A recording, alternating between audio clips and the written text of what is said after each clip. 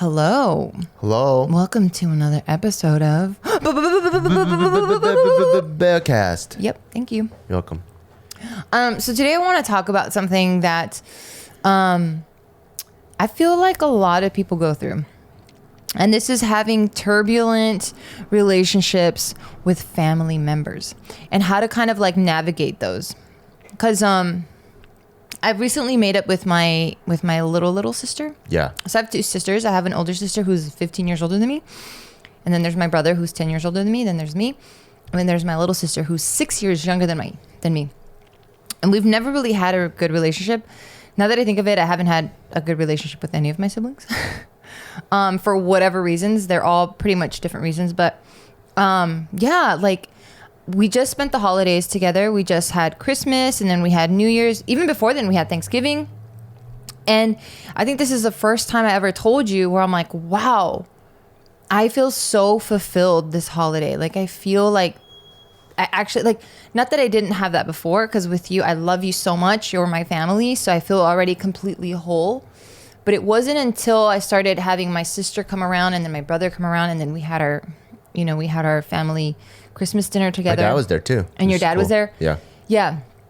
That it felt like a more whole functioning, like it just felt like what we grew up watching in movies and TV shows. That's what I realized family is. You know, like even that's what Macaulay Culkin learned. His character. Like, you know how there's that uncle that everyone freaking hates? You fucking hate his guts. Yeah. But Christmas wouldn't be Christmas without him. Yeah. You know, and then there's that other kid that's gonna pee in the bed. Yeah. And so you hate his guts. You don't want to share a bed with him. But Christmas wouldn't be Christmas without him. And so the whole point of the movie is to show big ass dysfunctional family. Everyone hates each other. You hate the older brother. The brother always punks Macaulay Culkin. But that's family. Family is you hate each other, but you still find a way to get along. Because when he was all by himself, guess what? He could do everything. He had money. Yeah. He had the house. He could watch things. He was eating ice cream at like in the morning. Yeah. But It it was actually sad. all sad. It was sad and it sucked. Yeah. It's not family. It sucked. Yeah. Right. So I recently had a few DMs come into my Instagram, Gio_Antoinette, or you can follow Bart Kwan. He doesn't really check his DMs as much as I do. I never do. Okay. Well, I checked them a little bit more than ever. Yeah. And a few of them actually, it was like a few of them that came in that were like, wow, I've seen that you and your sister have been, coming around each other more. Like, how did you do that? And I never really thought about it until like that question was sent to me. And it really made me think like, damn, because I never changed them. Well, the hater hooked you up. Well, no, the hater introduced this exposed a problem to a already existing turbulent relationship. Yeah. But it was me where it was the direction that I steered it. Yeah, but the hater still hooked you guys up, which is tight. Shout outs to the haters. Keep doing your thing. Yeah, keep doing your thing, Keep baby. making her life better. Yeah. But ultimately, yeah, jokes aside, it was up to me how I wanted to steer that. Because I could have been like, yeah, I said that, and what? That's how I feel about you. Fuck you. Yeah, yeah. No, people got to put in the work, but the hater hooked it up. Yeah. And then I had fixed my relationship with my brother too. Yeah. Okay. Almost that almost came first, I think. My brother? Yeah. That absolutely came first. Yeah, because he was at our wedding, and then that came first. That was pretty cool. Yeah, so I guess like I'm just gonna share what I did in mending, the relationship. Yeah. And then maybe you guys can take from it what works and then throw away what doesn't work. Like Bruce Lee, you know? And then you can add your to like, I don't know what really you mean. You fixed your relationship with your dad, because I remember you had that one where like you went in front of the car in the middle of the street. You know what I'm talking about? Still choppy. That was in high school, yeah. It's still choppy, but we'll get there. Okay. We'll get there. Okay, so I'm excited. I'm excited about this one because I love hearing about I just love hearing about people's like fulfilled life when it comes to family and relationship and friends. Like I'm all for that. Like I fucking thrive off of that. I love it. Yeah. Okay, so with me, I had growing up, I was the middle child, but I was the middle in girls. So I wasn't the oldest and I wasn't the youngest. So I was right in the middle. And then I was in the middle of the four because you have my brother who's the only guy, and like he's the one that's gonna carry the name, like that's my dad's He's boy. the And golden that's child. Yeah, he's like the perfect boy. Yeah. So Yeah, so I was always kind of like the outcast. I was like the black sheep. Maybe my siblings feel like they were the black sheep, but I for sure feel like I was the black sheep. Most middle kids feel like the black sheep because they're not the oldest, so they don't have the main attention, and then they're also not the baby, so they don't have the nurturing attention. Yeah. They're kind of just want the one in the middle. Yeah, Yeah. the middle child. Yeah. Yeah, the middle child syndrome.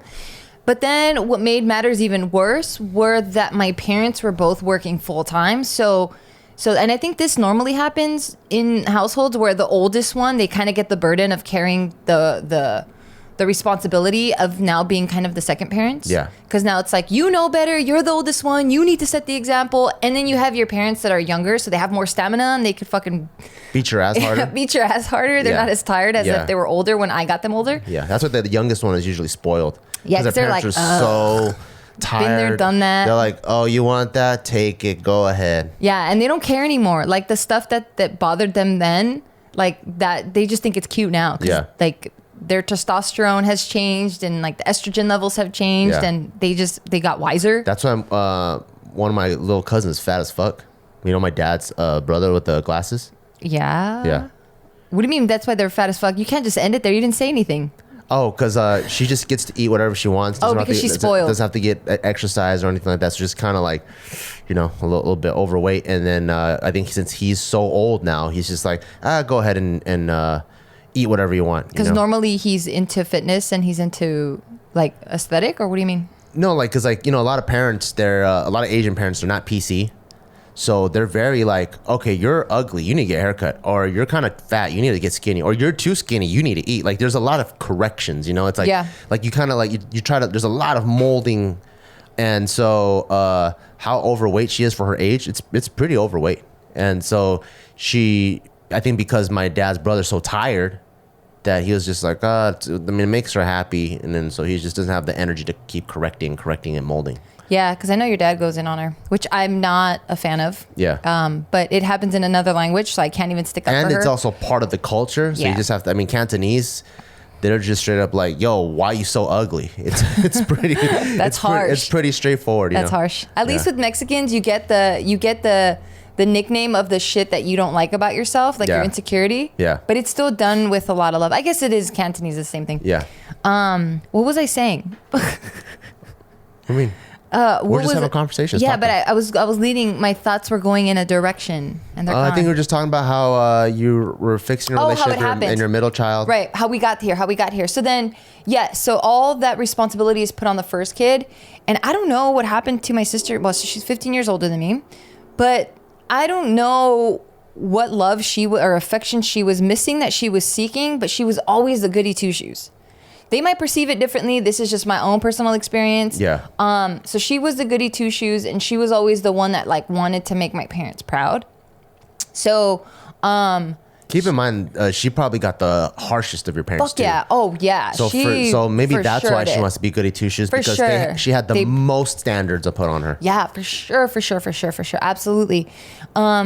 But somewhere in that dynamic, like she would take care of me. She was like my mom. Like she's the reason why I got to go to Disneyland. She's the reason why I did a lot of the fun stuff that I got to do, because there's no way my mom was going to work a full-time job, come home, take care of 4 kids, cook for us, my dad, clean the house, do the laundry. Like my mom is a fucking stud. Just super mom, man. She's yeah, awesome. she's a stud. Now she's a super grandma. She's a fucking stud grandma. Yeah. Yeah, so somewhere in that dynamic, maybe I hit puberty and I became a fucking asshole, but somewhere there, like we kind of started forming alliances between each other. So it was like me and my older sister, my brother and my little sister, and then it was my brother and my sister, and like you kind of just form alliances like the older you get and Yeah, stuff. I've seen it. Arya Stark, Sansa became close, and they Oh, kind right. of broke up, and then Yeah, and then it was started Rob. siding with Jon Snow. Yes, I've seen. And I've then seen John, it. yeah, and then it was John and Arya. Yeah, Yeah. I've Oh seen my all god, that. I missed that show. Too bad it's gone forever. I know. So then it got to where I was like in junior high, and me and my brother, we fucking hated each other. Like he was like my number one arch nemesis, my number one bully. Like he was just a complete fucking asshole to me. I think he wanted a brother or something. I don't know. I should talk to him about this because I adore him now. But he would always like kick my ass. Like he was just such a punk. He was Yeah. a fucking punk ass bitch. I you fucking guys, hated him. You guys should talk about it. Yeah, we will. Like when we get together and we'll just like laugh Yeah. about it, throw back a couple beers or whatever. But Yeah, and he was just so mean to me. And then he ended up moving out when I was in high school. Yeah. So he ended up moving out, which was the best fucking day of my life. And like, we just never talked. Like if we talked, it was for sure gonna go into an argument. And it was over the stupid shit. It was like, I don't like your fucking face right now. Why are you smiling looking like an idiot? And I'm like, oh, fuck. You know, and I can't like Why are you looking like an idiot for? my fault. True. Yeah. Okay, so then Problem solved. For me, the way to solve that problem was just avoidance. I'm like, well, I'm not going to be in your vicinity. Get the fuck out of mine. We'll live completely separate lives. I already had it in my mind that I don't need you. Like, I don't depend on you. You're not my mom. You're not my dad. I don't need to take care of you. You're not my responsibility. I don't need to get money from you. I don't need your help. So it was easy for me to, I guess, protect my heart, because I think that's ultimately what I was doing. Yeah. To like cut him out of my life. You know, but from afar, like I still felt like, damn, like I have a brother, you know? Yeah. And I would refuse to even like entertain that I was legitimately feeling this way. But I had this void in my heart, like, man, like I have a brother, I have a sister. I would hang out with my older sister and stuff. And I'm like, fuck, man, I wish we could all hang out together. Like I would see stuff on TV, or I'd see, you know, I'd hear people say like, me and my brother are this tight or whatever. He's my best friend, or we gone through this. And I'm like, fuck, man, like why is my brother such a fucking dick? That's one part of like Asian families, at least the way my family was, that I really liked, is if you guys are beefing, that's the parents' business now. Yeah. So parents would be like, why the fuck are you guys beefing? You guys share the same last name. You guys get in the car. We're having a road trip. I mean, they can do that as much as they want, and our parents did do that, but it was ultimately up to us. They You know didn't. what I mean? They weren't able to squash that. Like, you guys need a. You guys, guess what? You guys want to fight? You guys are sharing the same bed for the next 5 years. I don't know. Nah, dude. Like they weren't around that much. Like they were working so much. Like our kid problems were way so fucking insignificant to making the rent, making sure the kids are fed, making sure we got enough money for. Asians find a way. Me and my like, cousin Andrew, we wore the same clothes to be like twins, even though we're like 5 years apart, for like a whole summer for some reason. They'll be like, oh, you guys don't want to get along? Well, guess what? Guess what, Bart? Now only you get to feed him. So I'm feeding Andrew, and I fucking hate his guts. Okay, you want to go to the park? But did that make your relationship better? If for that time, yeah, because you find love. Like, you know, when you're forced, like you have to find love. You have to. But find you're it. barely close to him now. Well, because now it's different. But then at that time, we actually became really close, which is why I think he still likes me. I feel like he's grown into a different person. So I'm just learning who he is now. Yeah. But there was a period of time where like, I couldn't wait to go back to Taiwan to see him, because wow. we got close like that. That's really cool. Yeah. Well, I don't know. For us, my parents were their problems are way too big for them to be like, okay, for them it's just like, I'm gonna beat your fucking ass, be good, don't hit her, don't hit him, don't talk back, fucking squash it. And for us it was like, okay, fine. But there's no real follow-up or whatever, you know? Like they got bigger fish to fry. Yeah. So yeah, like I always just had this like this void in my heart, and I just wish things were different, you know? And I was always like, instead of going like, well, what can I do to change the situation? I was always going like, fuck, why are they like this? If they were better, if they were different, we'd get along. So it was never an internal, like it was never a me problem. It was more of like, well, they need to change, and once they change, it'll be better. So of course things aren't going to change, because they're probably saying the same thing about me. They're probably being like, well, she's a fucking asshole. She has an attitude problem. She's selfish. She's whatever, Yeah. you know? So it really was being with you, and I thank you for this, where when I was doing like I was planning our wedding, we had a very small wedding, and you can watch it on YouTube if you go to Bart and Geo. If you're listening on the podcast, but if you're already on YouTube, you can search Bart and Geo wedding. And it was a very small, very intimate wedding. There was about like maybe 40, 50 people max, like 50 people. I don't even think there was 50 people. I think even less, maybe like 30 to 40. I think. Maybe. Yeah, 30, 40. And we had our wedding in Hawaii. And this is just, when I was putting together the guest list, it was just people that I was like, okay, well, obviously you want to invite your immediate family, because, I mean, they're your immediate family. And when I was going through my list, I'm like, fuck, dude. Like, I don't really talk to my little sister. I kind of talk to my older sister. Like, we keep it cordial. She's cool. I love her. You used to hang out with their nephews and nieces all the time. Yeah. Like, I love her, but I'm not like tight with her, because there's such a big age gap. Like, Yeah. we never really connected on that level. Yeah. But she was cool. We're cool. And then it was like my brother, and I'm like writing them down, and I kept telling him like, man, should I invite them? Like, I know it's fucked up. If it's like such a big life step, Yeah. I've never been tight with them though. And like I just kept going back and forth in my brain, like I don't like they're not gonna do it. And I think what I was ultimately doing, honestly, I think if I was thinking with my mind, and I was following my brain, which is constantly trying to be analytical and find problems and solve those problems. Yeah. And so I was looking at all the barriers and going, well, why am I going to make them spend? We're not even that tight. Like, you know, what if they say no and that causes beef? Or what if they get offended that I even invited them and I don't talk to them for anything else? Like, what if they think I just want, you know, a present from them or something? Yeah, you think a lot of shit. Yes, I was thinking a lot of barriers and problems when ultimately what I should have been doing was listening to my heart, because my heart was honestly just saying like, damn, this is a big life step for me. Like I want to share this with them. I want them to be here to like celebrate in this moment with me. And I was really afraid of hearing a no from them, because then if I heard that no from them, it's gonna crush you. It would crush me and really solidify. Damn, I'm getting like emotional. It would really solidify that like what I felt like they didn't love me was true. Does that make sense? Yeah, but isn't that good though? Isn't that like, instead of leaving things up for speculation, like, do you love me? Do you not love me? To logically, of course. Okay, they don't love me. Okay, good. logically and in theory, of course. Because Yeah. now you know what your position is. Yeah. Logically. Yeah. But emotionally, that's crushing, because that's your family. You have so many memories with them, like Christmases, birthdays.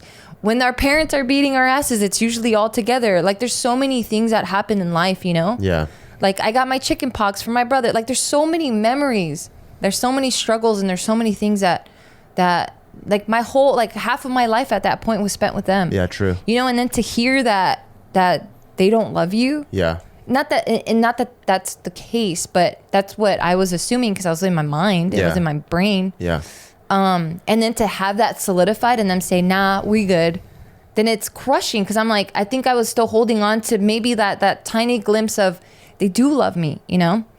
So I think ultimately I was going back and forth, because I mean I was in my head, but then also because I just was so afraid to hear that they didn't love me. So that's when I went to you, and I'm like, you know, and I probably came like, I don't give a fuck about this, like I'm badass, you know? Yeah. Like obviously I probably didn't come to you very vulnerably. Yeah. And I came to you like, well, I want to invite them, but fuck, man, I don't want to invite them because I just feel like there's going to be a lot of drama. Does that sound kind of familiar? Yeah, which is kind of dangerous, because like I'm not that emotionally intelligent. So I think And this is what 2013? No, 2014? 14 probably, yeah. Yeah. I think what's dangerous about that is when you come to me like a badass, because I'm not that smart, I'll read it as your badass. So I'm Yeah. going to give advice to a badass Yeah. without addressing what's really happening on the inside. Right. But hold that thought. I'm going to introduce our first sponsor. Our first sponsor is by Embark. And I am really, really excited about this, because I didn't even know that something like this existed.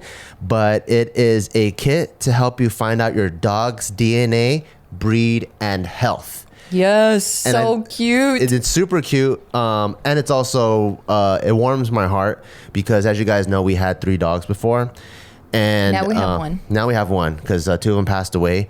And one of them, I think, could have aided in the prevention of it. So Briggy, when we rescued her, we didn't know what breed she was. Yeah, we rescued her when she was like a year, barely a year, and Yeah. she looked like a little German Shepherd. Yeah. puppy. And then she's a Canaan, which is like this Egyptian dog. And then later on, we found out after she had a couple seizures that After 3, like when she was 3. 2 to 3.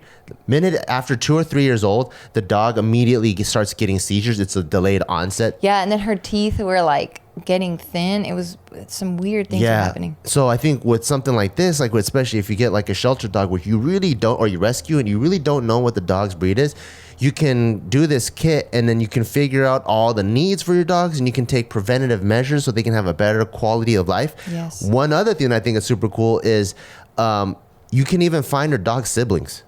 Oh my God. So if people start doing this more and more, Yes. people will start uploading it, and you can find the dog siblings. And if you want to be extra furry cute about it, you could be like, Meet up. We'll meet up. We'll bring our dog to go Minnesota and meet their brother and sister and all that. How cute. So I think it's super cute. He has actual like health benefits. And practical benefits, because you just don't know what your dog has. So we got the kit. We're gonna test Fawn because I'm always curious about Fawn because she looks like a German Shepherd, but she doesn't have that thick undercoat like a German Shepherd does. So She's not purebred for sure. Yeah, so I'm always wondering what the other mixes the other doggy is. Yeah. But for all of our listeners, use promo code BEAW to save 15% off your dog DNA test kit. This is super cool. And just to find out what your dog's up to, like what's going on inside, if they have brothers and sisters, personality too, you'll understand. Because Yes. German Shepherd, like every breed has very specific personality traits. Yeah. Like German Shepherds love to guard a lot. Yeah. So do Golden Retrievers. Yeah. You have like a working class breed. Like I know more about German Shepherds because we've owned most of them. So Yeah. so then they have like a lot of energy. Like Huskies have a lot. So if you can figure all these things out, you'll better understand your fur baby, and then you can just, you're like, okay, all that annoying stuff, I get it now. I know how to treat that. Or all these cool things. Oh shit, that's why they sleep facing the door. You know, they're protecting us or whatever. Yeah. So go to Embark and embarkvet.com. Use promo code BEAW, BEAW, to save 15% off your dog DNA test kit. And we're back. It's not that you're dumb because you're highly intelligent. It's just that you just didn't. My ears, I don't have emotional ears. You know, some people, they could just hear the heart. Yeah. Like some people, they see like a guy that's all jacked with tattoos or whatever, and he's like all aggressive. And some people, they see them and they're like, oh man, this guy got bullied when he was a kid. Oh, he's just overcompensating. That sucks. Someone just needs to give him a hug and be his friend. You know, I'm not that smart. I'll go, oh shoot, this guy looks kind of scary. He wants to fight. I'm gonna go away. Yeah. You know, so I think like for me, like because I'm not that emotionally like in tune, I'll read the badass. I'm like, oh shit, she's fucking badass. Fuck yo brother and yo sister then. Yeah, that's not a good partner. I know, because I'm not that good at that. But you didn't do that, which is that's why you're a good partner. I got lucky. Stupid. So yeah, I came to that list and I was like, well, I don't want this drama, blah blah blah. When ultimately my heart was going, please, just help me because I'm so scared that they're gonna reject me. And then I came to you and I'm like, oh, well, what do you think I should do? I think it's fucked up if I don't invite them, you know. And you're like, no, you have to invite them. What are you talking about? And I'm like, and it like I kind of made you, now that I'm thinking back at it, like so stupid. I think I made you kind of like push me more in that direction so that like I can have the courage to be like, okay, I could do this. I'm gonna find out the fucking truth. And then yeah. Well, I think in that realm you came to the right person then, because I have a motto which is fuck it till it's right. Explain. So for me, it's like physical actions are so much easier to do and fix than your heart. Like your heart's complicated. There's feelings. There's things you're considering. Like it's a crazy Rubik's Cube, right? Your heart's not that complicated. It's your brain that's fucking complicated. Well, to me, it's my brain and my heart are mixed together. It's extremely complicated. What's easy is doing it. So for me, what's easy is doing it. Yeah. For you. No. So can you hear me out? Oh, I'm sorry. So what's easy is doing it. For everyone, that's the easiest part, is the physical act of doing it. So for me, I'm like, instead of waiting years and hours and days to fucking fix this so that I go, oh, from the inside out, I had this epiphany while sipping coffee. And finally, and I go, fuck, I just missed out on 3 years of absence with my parents. Instead of doing that, I fucking hate my fucking parents, but physically, I'm going to eat with them every single holiday, every single birthday. I'm going to keep fucking it until it's right. So when I finally do love them, keep saying fuck it. Like keep actually doing it. Yeah. Like keep actually fucking it. So when I actually figured out my Rubik's Cube, I took my 10 years of Rubik's Cube and now I love my dad and my mom again. It's not like, fuck, I can't believe I missed out on 10 years of birthdays. I was there all 10 years of birthdays. Was I sitting there across the room fucking hating his guts? Yes. But I still did all of those things. I still went through the physical action of things. So I try not to be in that realm. Like I didn't want you to have later on, you're like, fuck, I wish my brother was at the wedding. Yeah. I'd rather like get his ass there. You might hate him. He might fucking hate you, but you're going to unlock your heart one day. And when you unlock your heart one day, you're not going to look back and go, fuck, my brother wasn't at the wedding. Yeah. So that's my motto. Fuck it till it's right. Yeah. That's awesome. I don't know if obviously that's not my motto, because it just feels like at least the drama that can happen would create way more damage if I'm there. But you still did what's right though. That's the thing. You know what I mean? It's like, hey, if I salute the flag when there's bad guys around and they shoot me, Cool, but you died saluting the flag. You died doing the right thing. So you died. Let's say you had the biggest fight ever. Your brother grabbed something and chucked it across the room, and it ruined the wedding dinner. But you invited your brother to the wedding. You died doing the right thing. Yeah, that's awesome. So to me, it's like, fuck it till it's right, because it might be too late. You know, when you try to go back in time and try to fix your heart, like everyone's heart and brain is so complicated. It's like, just do the right thing, and you can take all the time you need and fix all that stuff. Yeah. No, that's a great motto. Yeah, and I'm glad you pushed me for that. And you keep saying the heart and the mind are very complicated. The heart's not very complicated. The heart's doing if it was, like, we wouldn't have so many people be depressed, insecure. But that's the mind. That's what I'm talking about. But it's interlinked, because the evidence and the emotions are like this. People have a really hard time separating evidence and emotion. Like, yes, you have 3 bad comments, right? But there's also 100 people that love you, and the people are supporting you in a certain way, and the evidence is in front of your face. But you look into that one comment. Oh, you look so tired. You're like, I knew I fucking looked tired. But that's your brain again.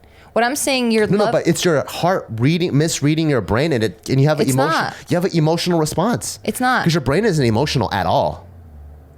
I know. Okay. Anyway, that's a whole different topic, but it's very separate things. And the heart is not very complicated, because the heart, if you're doing things out of love, it's not hard to separate the two. If you're just trying to love someone, when someone says that you look ugly as fuck, now it's your own perception, which is in your mind. Mm-hmm. If that's even an insecurity of yours, because that's all in your brain. Yeah. Right. So if the perception is that you think you look ugly, then that might hurt you.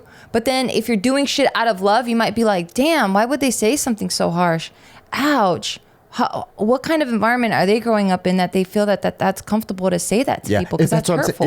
If you've done the job and you're good and you separated the two, that's a person that's reached the level of Zen.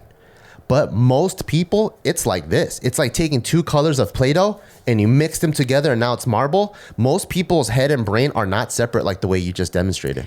No. Okay. Well, all I'm saying is just the perception of things. Yeah. Yeah. So kind of going back to it, yes, I want to thank you for fuck until it's right.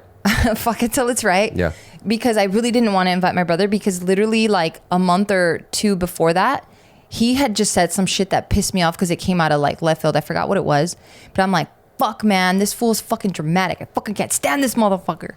And then you're like, no, you got to do it. You got to invite him. I invited him already expecting a no, because he's just such a dick to me and I just fucking hated him. And I'm sure maybe because I hated him, I wasn't verbally ever saying anything back to him, but maybe my body language and my energy, he was like, fuck this bitch. Yeah. Like, she fucking hates me back. Yeah. You know, I'm sure he felt that. Even I didn't really like him just because all the stories. Yeah, I mean, because you had had your back. Well, yeah, and you only knew your side of the story. Yeah, you only knew him through my eyes. Yeah, so I was like, man, I don't really like this fool. And yeah. And he would crack all these jokes. Like, why the fuck is he making fun of a woman like that? Yeah. Thank you. I try to stay out of it because I'm like, that's also family That's smart. drama. Yeah, you should never get involved with family drama. Yeah, so then I invite him and he actually accepts my invitation. And I'm like happy, but then I'm like, oh fuck, is he gonna act up? Oh fuck. Okay, so then long story short, it's already a long story. We're at the wedding, everything happens, he's really sweet with me. We end up fucking, I don't know if I should say this, but we end up just like, okay, well, having a good time. Yeah, we we end up having a really good time. Yeah, dabbling in some stuff and having a good time. I get it. No, we were just drinking. Okay, that's what I was saying. What were you thinking? I don't know. Yeah. So we ended up having a good time. We ended up bonding a lot. Yeah. Like, I realized my brother was just a really sweet, soft guy. And I thanked him for being there. And he was like so grateful that I had invited him. And I was like, damn, dude, I'm so sorry. Like, I just became very vulnerable with him. And I was like, damn, I'm so sorry I like missed out. You know, even though I felt, God damn it. No, it's okay. Even though I felt like a lot of this was his fault. Because I'm like, dude, you're older than me. You should be a better brother. You know, I just felt like... But he was like, but you should have seen how horrible you were. Probably, you know?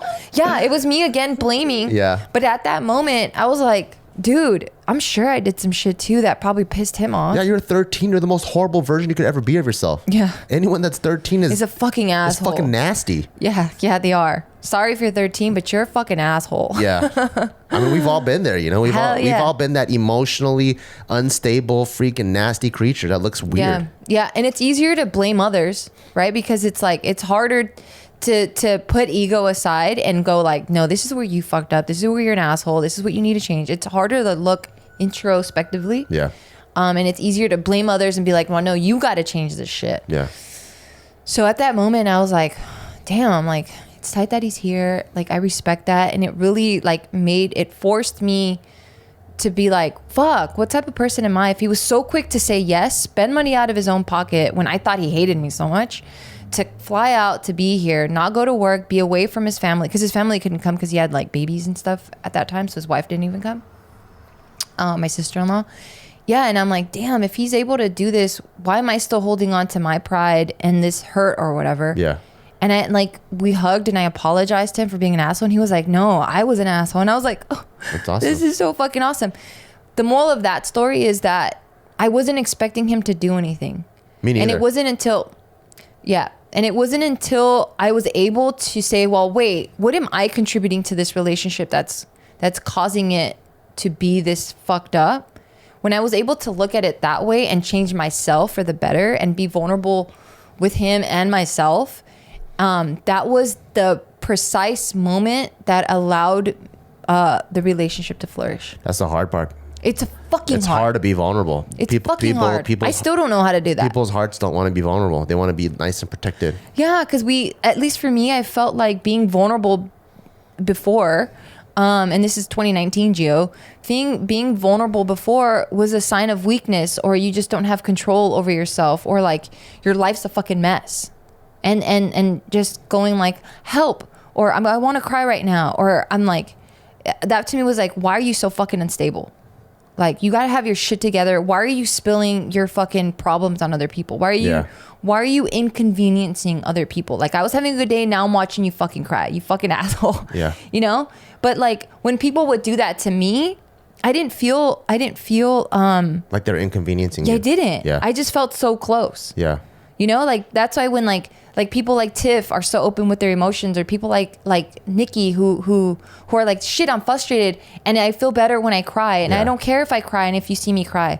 I love that about them, because I'm like, wow, I really respect that. Yeah. You know? That's awesome.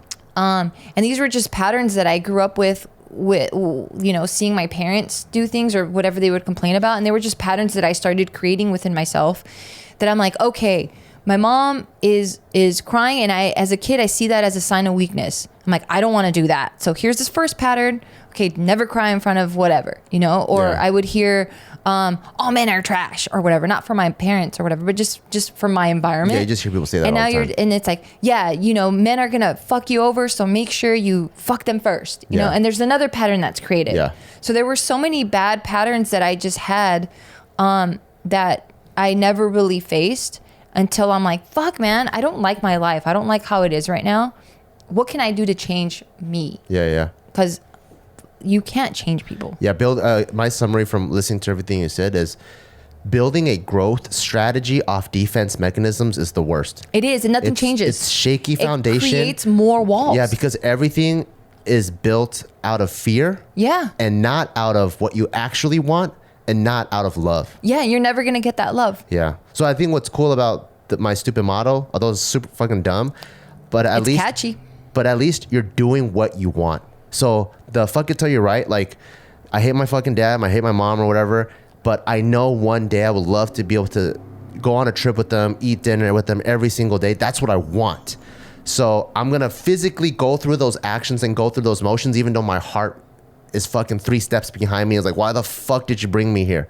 But at least I'm still doing what I want. It's not defense oriented, which I think which is why I like that motto. Yeah. You were way more advanced than I was. Because for me, there was pride. So there's ego, pride, all of that was like, fuck no, I'm not going to submit. Yeah. You're going to submit to me, motherfucker. And what did that bring me? Yeah, okay, my pride was intact, but my heart was so fucking broken and I was so lonely. Yeah. But excuse me for a moment, because I want to talk about our next sponsor. Okay, so our next sponsor is Rothy's. Thanks to Rothy's for sponsoring this podcast. I absolutely love this company. They make sustainable shoes, and they're flats. So I got some for myself. I got some mustard yellow flats, but they come in so many different shades and patterns and stuff.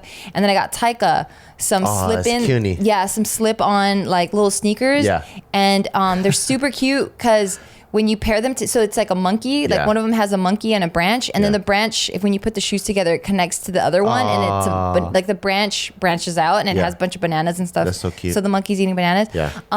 But I love Rothy's so much because one, they're machine washable, and I used to do that with my other shoes, but I would mess up my other shoes because if it was white, like if it had that white rubber, it turns out yellow. Yeah. And then because they're so bulky and clunky and stuff, when I would try to put them in the dryer because I wanted to wear them right away, then it's messing up my dryer because it's like dunk, dunk, dunk, dunk, dunk. Right. But then these are so lightweight. That's what that sound was. They're they're super comfortable. You could take the tongue out, you throw it in the washer, and they dry like right away. I absolutely love these Rothy shoes. And to make them even better, you guys, right now we're all looking at like climate change, sustainability, the plastic straws. We're just trying to really start taking care of this planet Earth of ours that gives us so much. Well, Rothy's is amazing because they use repurpose. They use plastic from water bottles. Like recycled water bottles to make their shoes. That's awesome. I love that. To make their shoes. And they've diverted over 35 million water bottles from landfills already. That's awesome. Yeah, that's amazing. That's so really it's good. like you can wear really stylish shoes, cute shoes from work to dates, anywhere. You can dress them up, you can dress them down, you can wash them so that, I unfortunately have stinky feet. If I shut up, you don't. It's not even that bad.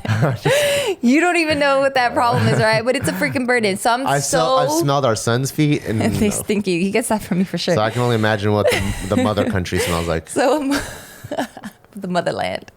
So I'm happy that I have the option to throw them in the washer, knowing that they're gonna come out smelling fresh and looking just as new as they did when I first got them. So for you guys, because you guys are our listeners and are smart, go to rothys.com. We're hooking you up.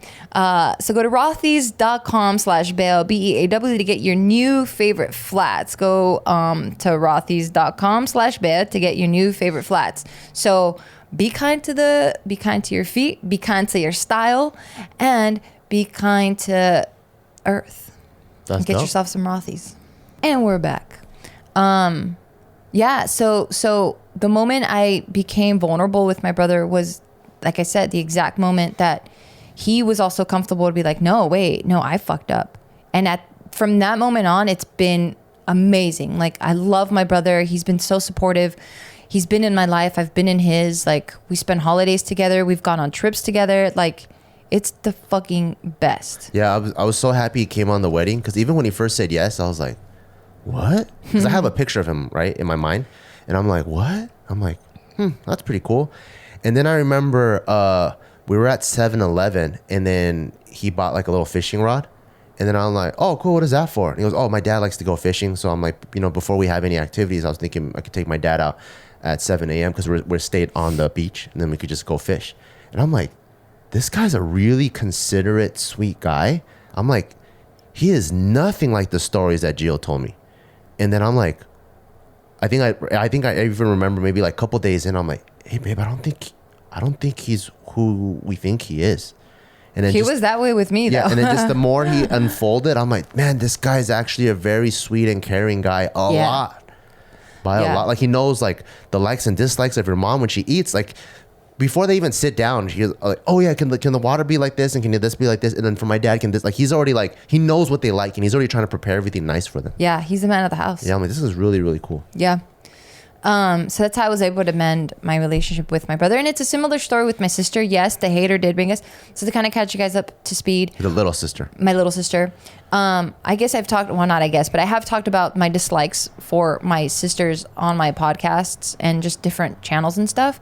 And a hater went above and beyond, because haters usually don't have much to do, because they're very sad individuals, and I actually feel bad for haters. So I love haters. Yeah. So they went above and beyond to reach out to my sisters and tell them, hey, I hope you know that your sister's talking shit about you guys. And for me, I'm like, well, I'm not talking shit. For me, it was like, well, that's my truth. You know, like I'm just speaking my truth. Yeah. So that got to my sisters. They both hit me up like, hey, this is fucked up. Don't do that shit. Like, why Yeah. the fuck are you doing that? Well, they didn't call me. They actually sent me a text. And immediately I went to being vulnerable. And I'm like, Oh, nice. yeah. I mean, because they were hurt. That's difficult. Yeah, but a lot of people that's really hard, you know? Yeah. Well, I just Because felt it's like, easy to go, what'd you say, bitch? And then come back with the defense Yeah. mechanism. yeah, I mean, they're still my family, and I really try to steer clear of drama. Yeah. Like if I ever have drama in my life, 100% guaranteed, it's not because I want it there. It's because of there's some miscommunication. Yeah. And if we can get to the bottom of the miscommunication, then that drama dissipates almost immediately. That's all drama. Okay. All drama in the world, I think it's like that. Well, no, people create drama because they seek it. Like I've known people in my life Yeah. that they interpret their shit their own way, but don't want to hear the other side because they're like, this is my truth. This is the fuck. I know this is what the fuck you want. So there's no communication. That's their strong defense mechanism. Their guard is so fucking high, they don't want to pull it down just to see if there's another option. Yeah. Well, for me, that I don't have that defense mechanism. For me, I'm always looking for the other option. That's awesome. Yeah. So yeah, if my drama happens, it's because the other person's not trying to understand a different side from what they understand. Yeah. That's the only drama I have in my life. I see. If I have that. Yeah. So, yeah. So when they came to me that way, I was like, oh shit, I wanted to empathize immediately because I'm like, okay, I hurt them. Let me fix that because I fucked up. So yeah, even though my truth is our past has been fucked up and I don't like them, that's still hurtful. And I don't want to hurt people intentionally. For me, I'm like thinking logically and I'm like, well, wait, what's wrong with me sharing my truth? Like that's my thing, you know? They're like, well, I didn't say that to them, but I can see where they're coming from where it's like, well, your truth involves me and my likeness. I don't like that. You know, so I was able to think of all that. So when they wrote me this stuff, of course I got pissed in the beginning because that's my defense mechanism. Yeah, where I'm everyone like, has one. Right. But I like sat on it. I was breathing. I talked to you and Joe about it. That's good. And you guys are like very level-headed, very fair, logical people. When we were talking about it, you guys were really just trying to break it down for me, and we bounced back and forth, and it ended from the heart. Like the advice came from the heart for all three of us. So when I talked to my sister, the first thing I said was, I'm sorry. I never wanted to hurt you. So I immediately, I guess, would say that I showed them my asshole. You coined that, and I love that. So I showed them my asshole to be like, hey, here's the olive branch. Yeah. You know, here's the white flag. I'm not trying to fight with you. I just want to apologize for hurting your feelings. And then I kind of left the ball in their court to be like, if you want to still fight, I understand where you're coming from. Yeah. But if you don't want to fight, I only see things getting better. I think my heart really wanted to mend things. That's awesome. But my mind didn't see it that way. My mind was just like, I'm just saying my truth. I'm just saying my truth, you know? Yeah. So when they really... Sometimes you have two layers of defense mechanism. It's fucking complicated. Sometimes you have dude. two fists up like this, and then you're like, all right, fine, I drop it. It's still this. And then the middle finger's still and up. you still have it, and then you're like, I'm vulnerable. I put it down already. And then later you're like, oh, wait, no. No, there's so more. No, this is my truth. This is my truth. Why am I saying that? No, put that down. Yeah. There's layers. There's a lot of layers. Yeah. So in a very heightened negatively emotional state, Yeah. I'm like, I'm not going to reply right now. So, That's smart. So I started really thinking about, okay, let me put myself in their position. Let me try to see things from their point of view. And then I was, again, being introspective. And I'm like, okay, what can I do to be different? I do want a better relationship. I do want less drama, family drama. I do want family now. Like, what can I do to change that? What can I do to change who I am to better suit who they are? Like, how can I love them the way they want to be loved? You know, because I was loving them the way I wanted to be loved, which is not fair, which is what I learned. So then, yeah, I jumped on a phone call with my sister, and immediately, because we have so much baggage, it was just like this and this, and why are you talking shit? Because we're strangers at this point. you know, because me and my little sister never really talked. We're strangers at this point. That's like me and my cousin. We were tight at one point, and then I think we kind of just grew, and then we didn't really connect. Yeah. But I think when he's out of school, hopefully we connect more and more. It'll be Yeah, really cool. I'm sure you will, because now he'll be settling down and have family, and now his right now his priority is secure and lock down a foundation for a good life. Yeah. And then once he can secure and lock that down, then now it's like, okay, let's build the family. Yeah. But yeah, so she was going off. But what was cool was because I wasn't in a riled up state, I was able, even though she was like going in on me because of the years of how I treated her like shit, Yeah. I was able to hear my little sister as like a little girl going, ow, you really hurt me. And I'm really sad. I expected you to be my big sister, but you were so mean to me. And I could hear this as she's like going like, you fucking hurt me. Or she didn't even say stuff like that. But you're highly emotionally intelligent at that point. That was tight. Yeah, it was Yeah. really cool because I was like, the initial was like to go, no, fuck you, fucking bitch. Yeah. You know, but I was able to pull back. You saw the zeros and ones.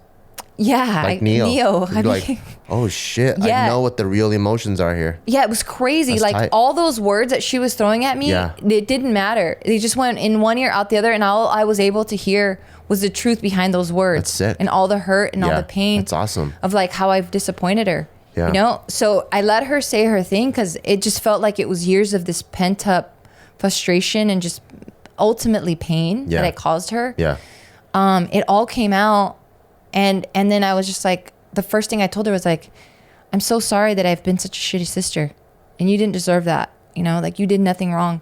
And immediately, because I was crying when I told her this. Yeah. God damn it, here I go again. It's okay. Yeah, immediately she was like, oh my God, that's all I wanted to hear. And I'm like, oh shit, that's fucking crazy. That's cutie. That's super Yeah. cutie. Yeah, it was so crazy. That's super cute. God damn it, now you're gonna cry? No, I see your eyes, and that's gonna make you cry even more. it's my allergies. But it was really beautiful. Like people don't ever want, I mean, there are some malicious people out there, but they don't say things to you because they really want to hurt you, is what I'm beginning to really understand. A lot of it is just defense mechanisms. Yeah, it's because they're hurting so much. Yeah. You know, and it comes from their pain and their defense mechanisms, and they're just patterns that they've had to create to protect their heart. Yeah. Even when people are a straight bitch or straight attitude problem, you're like, damn, that motherfucker's mean. It's because they want But so much attention. It's really They want because of love. something else deep down inside. And it has nothing to do with you. Yeah. Or sometimes it has something to do with you, you know? Yeah. But for the most part, it really doesn't have anything to do with you. Yeah. And when I was able to see that, I was really able to read intentions better and then be like, okay, well, what's my goal? Okay, my goal is to have no drama, have family, have Taika have family around. Okay, if that's my goal, is me firing back at the mouth and going, fuck you, this and that, and trying to be right in this argument, is that going to achieve my goal? Yeah. And I was like, nah, dude, it's only going to create more tension, more drama, It takes a smart person to do that. and more separation. Because a lot of times people are so in the moment. I think a lot of people, I don't know if it's smart. Well, not smart, but you have big picture in mind. Because a lot of people are so in the moment. It feels good now, though. You know? Like, Yeah. like the people that are like, oh, you stabbed me here. And- Well, you're this. And it feels so good to fire back. But then later on, you're like, fuck, I dragged on the fight way longer Well, than I it just should be. think it's people that have a lot of childhood trauma. And by trauma, I'm not talking about like some severe fucked up shit had to happen, but it's just enough stuff had to happen where your heart was hurt so badly. Even adult trauma too. Yeah. Where you were vulnerable or you were open and your heart and your emotions were just completely crushed. Yeah. That's where it comes from. So it's like you don't want to feel that anymore. So you just get stuck in these patterns, and then that becomes like your emotional home that I've talked about, and that becomes the new emotion that you're comfortable with. So firing off might give you this feeling of like content or happiness, maybe even if it's like momentarily. Yeah, it's a split second. But it's normal. Yeah. You know, and then once you start changing it, even if it's for the better. Yeah. You feel like, wait, did I do the right thing? Why is this fucking weird? Like, it's just foreign territory. Yeah, like when I yell at my mom, it feels so good because I'm like, God damn, I finally get to yell at you and lecture you for all the times you did to me. And then later on, when I hang up the phone, I'm like, fuck, that felt so bad. Why the fuck did I do that? Right, and nothing Yeah. changed. Yeah. But it's not until you feel uncomfortable and you're like, wow, this is weird. Yeah. Whoa, I'm going to hug her right now. Ugh, yuck. Whoa, this, I don't like this feeling. And then once you start, and you're like, whoa, wait, that wasn't that bad after I hugged her. Whoa, wait, she said thanks? Well, shit, she said I love you? She's never said I love you. Yeah. Like, that's when you start noticing, like, the changes. Yeah. So I don't think it's a matter of smarts. Yeah. I just think it's just people's emotional home and what they're used to. They just go back to that because that's comforting. Yeah. Yeah. So I don't think for me it was that I was smart in that moment. It was I had gone through the brother thing. We had gone through our thing where I was like more forced to like really pay attention to not words but intention and like the meaning behind the words and just like really reading past the surface. Yeah. So it just took a lot of practice, you Yeah. know? So a good exercise that, and just owning my own company. And I'm not saying you have to own your own company to be able to do that, but even in your circle of friends, like you kind of just have to listen for, again, the intent, you know, of what they're saying. I wish I could break it down more. I really wish I could. Like I'm still like learning myself. Yeah. It's hard though. It's hard to see the zeros and ones. Yeah. And then even if you can see the zeros and ones, all it takes is like, imagine like you are a guru, right? You can see zeros and ones. And then on the way here, someone T-bones you in the car. Now step out of the car in that split second when you're fucking like all shaken, start see zeros and ones. It's fucking hard. It's so, Yeah. the curveballs that life throws at you, it's fucking hard as fuck. Yeah. Yeah. That's so true. I wish I could. Yeah. I mean, that's why for me, I'm like, I don't know. You guys take what you can from what I'm saying. And I'm going to continue to like, I want to continue living a life where I steer my life ship with love Yeah. instead of logic for the most part. Yeah.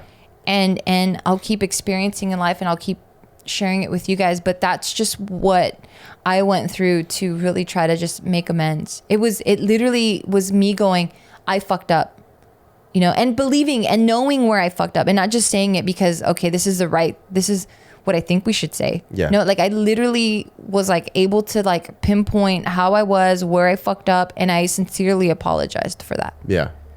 Sometimes even when it's hard to figure out why you're wrong because you so want to protect your ego so bad, I think it's good to even fuck it till you're right and just say I'm sorry, even if you don't mean it. I don't know. You would say I'm sorry when we were fight, and I fucking hated it because I knew you didn't mean it. No, I do mean it though. So that's the thing. I think like But what do you mean? Even when you don't mean it? no. So like You mean when you don't understand? You mean it, but you don't understand why you're. yeah, everything Okay. needs a seed, right? Yeah. So if everything needs a seed and you want to grow some trees, it's gonna be too late when you wait for everything perfect. So that's why I think like even with us, we went through some really dark times in our relationship.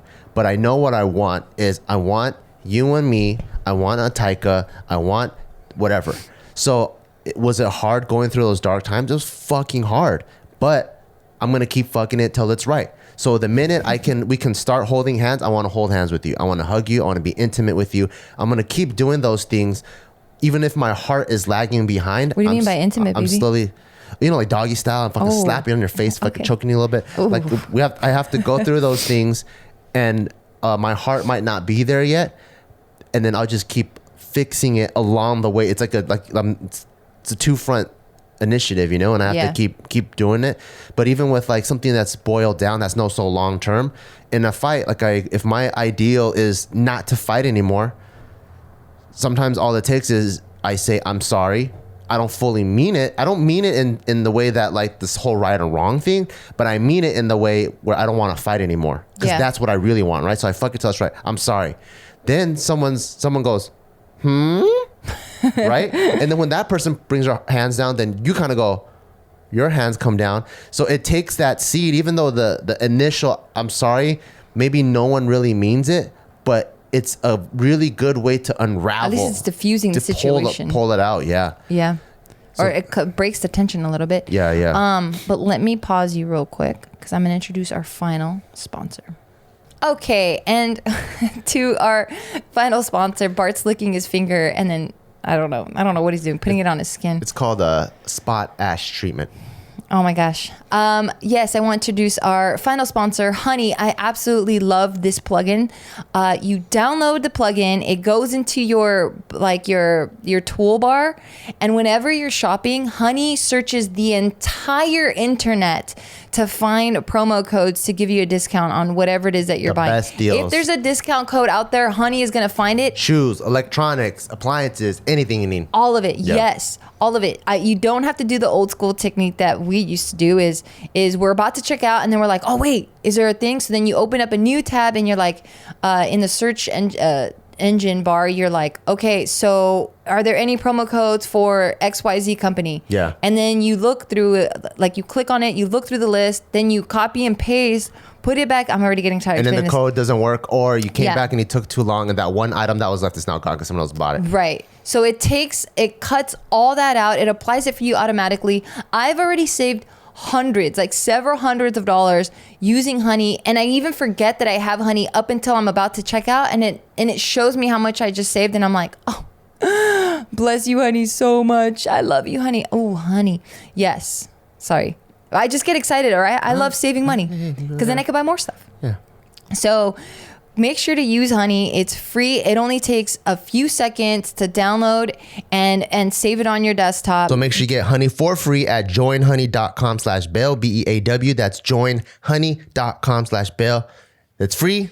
Save some money. Don't search codes. Save some time. And the last and final sponsor is me and Ma Bear's gym and apparel, and now supplement company. Ooh. And our mission is to provide performance-driven products to help you kick ass in whatever physical goals you're trying to achieve. And we have our pre-workout that's right next to us, and it has 3 different species of mushrooms to help you get the most out of your workout. And we also have clothes, we have shorts, we have t-shirts. Make sure you go check that out. Equipment, barbellbrigade.com, and go check that out. Yes. Okay. Yeah, it diffuses the situation a little bit. Yeah. So it's still like I think the fuck it till it's right. It still works in the big long-term planning. Yeah. Or even in just very short moments. It Yeah. still works too.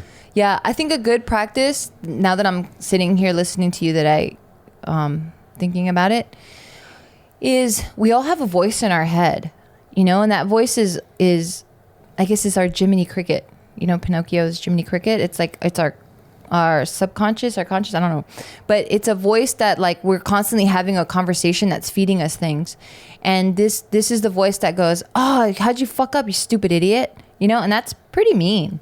So changing that and going, hey, wow, okay, wait, we did something wrong, but it's okay. Well, let's learn from this situation. And just kind of being softer with yourself is, I think, the first step to understanding what it is that is going on in your head that's creating like these defense mechanisms. Because like I've noticed how I talk to myself, because I never paid attention to that before. Like I knew it was there, but I wasn't like really listening to how I speak to myself and how I'm speaking to myself in certain situations.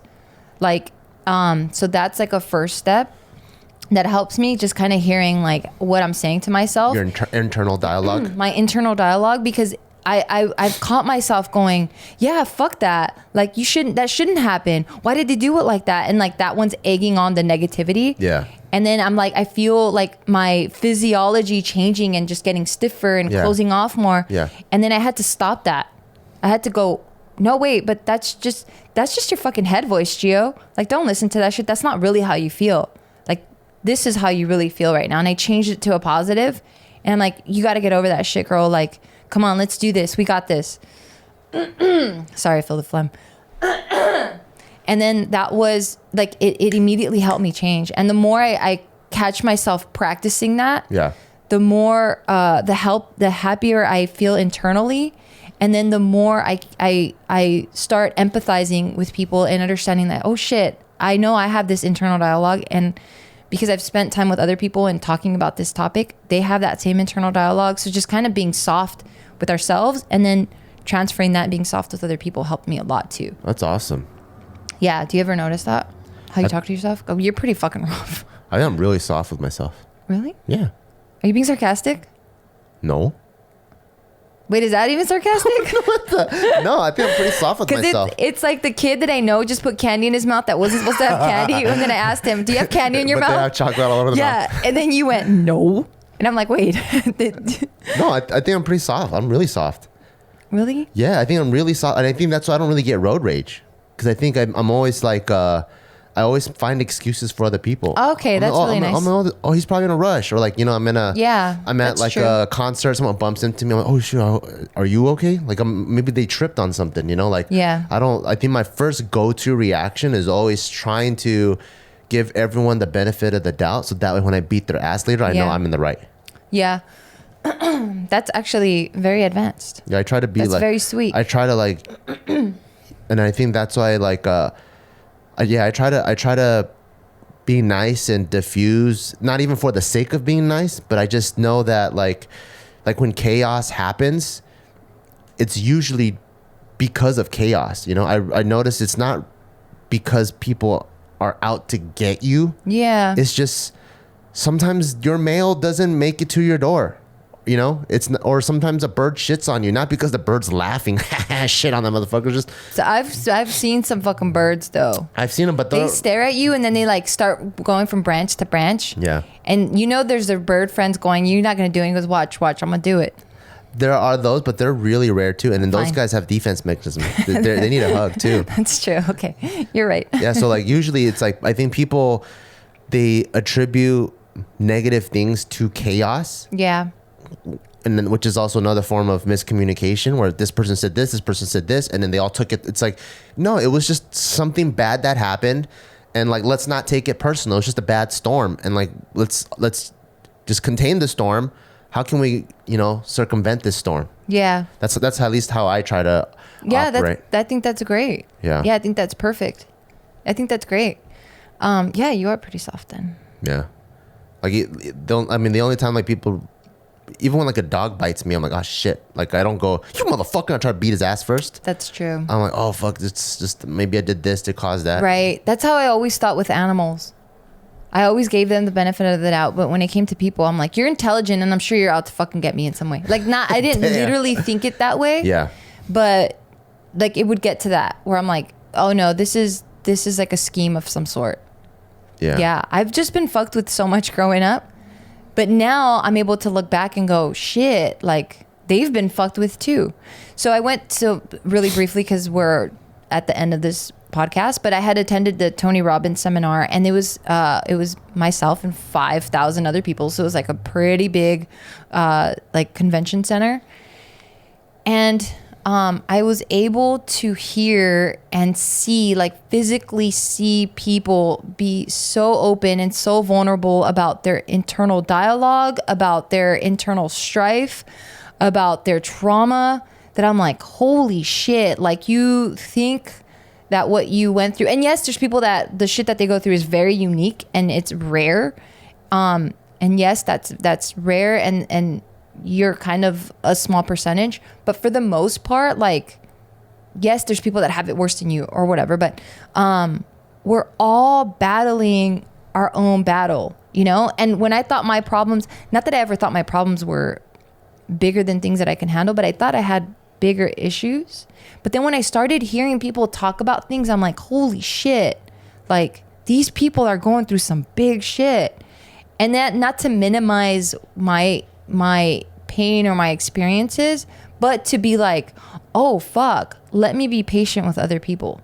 Like, let me be more empathetic. Let me be more loving, because we see all these fucking memes on Instagram and we're constantly reposting them. I know I am. But it's like, be nice to everyone because everyone has their internal battle. Yeah, you don't know if someone had a bad day or not. Yeah, but it's so I would read these and I understood it. Yeah. The theory, I get it. Yeah. But it wasn't until I saw it in front of my face and I heard the stories and I just see how this person's like standing and, their back's not straight and their chest isn't out and their chin's not up. Like they're not in this proud stand. Like I saw all of this and I'm like, oh, fuck. Like it just really made those words come to life for me. And now I try to really be soft and sweet with anyone I encounter. I really do try. Yeah. Because I'm just like, you never know what people are going through. They might look like they're so put together on the outside, but the inside is just this crying baby that's just that needs help. That's one of the reasons why I actually love comedy. Oh, because they just all they wear their heart on their sleeve. Well, like in the Marine Corps, like it's just most people that join the Marine Corps, like they have a very alpha type personality. So when you're standing there, everyone looks fucking hard as fuck and whatever. But when everyone laughs, you see everyone's kid come out of them. Yeah. You know, you do something goofy, like the hardest motherfucker. I'm sure even in jail is the same way. Like their kid comes out of them, everyone loosens up, and now it's just having a good time. And then when you get that version of them, then when chaos happens, people are so much more vulnerable with each other. Versus if you have, like my military school, for example, it's all delinquent kids. When chaos happens, like someone's wallet got missing, it turns into a rumble. It's like Lord of the Flies. Because you get that version, that aggressive version of everyone is what is the card that everyone's playing. You know, so everyone's like playing this card. And then you take all those cards together, you shuffle them, and it's like, fuck, I have a fucking only aggressive cards. But when comedy, when you put your Joker card out, everyone's like, I'll put my Joker card out. When you look, it's just, it's a fucking whole bunch of happy cards in the middle. Yeah, it's cutie. Yeah. I like that. So I like comedy. Yeah. It's very healing. It is. Yeah. And it's very humanizing. And you're like, oh, fuck, I thought I was the only fucked up person that thought that shit. Okay, I'm normal. Yeah. I'm back in the pack. Because it's really easy for us, at least myself, to isolate myself and go, nah, man, I'm just this broken thing. Like, I'm just going to stay over there, let you normal people do your thing. No, we're all broken. I don't think anyone's broken. I think everyone's broken. No, I don't think anyone's broken. I just think everyone has fucked up patterns. Because broken just means you got to get refixed. I think we're all good. We all have, you know, unless there's some chemical imbalance or whatever, I think we're all good. It's just pinpointing these patterns and changing them. And it's sometimes a small little thing opens up Pandora's box, but the good Pandora. Oh, I see. Well, that's a good way to look at it. Yeah. Yeah. Thank you guys so much for listening. This was very therapeutic for me, actually. Awesome. The more I talked about it, the more I'm like, damn it, I got it out there, and I'm like, ooh, yeah, I got to resharpen this knife. Yeah. Like, it's still it's a skill, you know? Like, I can't just go, okay, I've achieved this point, now I'm going to lay back. Like, it's a constant sharpening. A lot of it, the more we're talking about, I was kind of thinking about religion. And I think a lot of the practices in religion is the sharpening of it. So one thing in Buddhism that's really big is repenting. Yeah. So every day my mom would make me like do the service, and I'd bow 3 times, and you kind of repent. And I think what's cool about the repenting is every day you're thinking about what are the things you did wrong that you can change. That's beautiful. So it's a beautiful practice of every day going, okay, what could I have done? And I think maybe that's where it's easy for me to get people's back because I've been practicing it my whole life. Yeah. But on the flip side, I think with Christianity, what's cool is the people that you're supposed to say your prayer before you go to sleep. Yeah, you're supposed to say you're supposed to say what you're grateful for. Yeah. They thank you for this roof over my head, this food, whatever. And then so you're constantly positive affirmations. Yeah, it's a highlight reel of all the awesome things that you have, so that it puts you back into perspective. So that one bad thing that happened, you're not toppled and you don't identify with that one bad thing. Right. And the things that you're grateful for aren't the materialistic things. Yeah. It's the roof over my head. Doesn't mean this big ass house. Yeah. It just means shelter. Shelter, and I'm able to share this home with my family. Yeah. And everyone's alive and breathing and healthy. Yeah. So I'm like, those religious like daily practices, those are really, really good actually. I love religion for the philosophy. Yeah. The thing that just turned me away from it was just the fanatics and just the abuse and all that stuff. But the philosophy, I'm a big believer in, and I'm like, I love that. Yeah. Like all the religion, if strip away all the ugly parts of it that people put into it, it's fucking beautiful. Yeah, it's so beautiful. That's why I studied so many different religions growing up. But yeah, it was a very nice therapeutic. At least for me, it was. That's Kenny. Yeah, I love you. I love you too. Okay. Fuck it till it's right, guys. So special thanks to our sponsors, Embark. Woo! Make sure to go to embarkvet.com and get 15% off your doggy pet DNA test kit. And also thank you to Rothy's for stylish, comfortable, sustainable shoes that are machine washable. Go to rothys.com/bail. Last but not least, go to honey.com/bail. Download the plugin, start saving money right now. Like as soon as this is over, go honey.com/bail, plug that in, start saving some money. Go to barbellbrigade.com, get some pre-workout, some knee sleeves, and a t-shirt. Thank you guys so much, and see you guys next week. Bye. Bye.